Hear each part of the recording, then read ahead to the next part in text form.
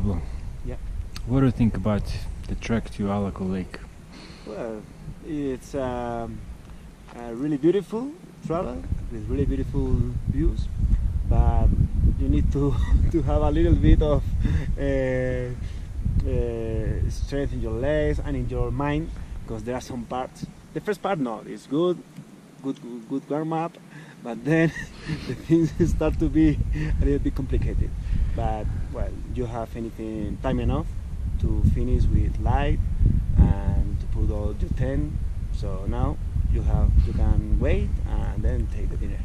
So now you're happy, huh? That you're Yeah, here. really happy. Look at this. This is beautiful. This is the perfect rest time.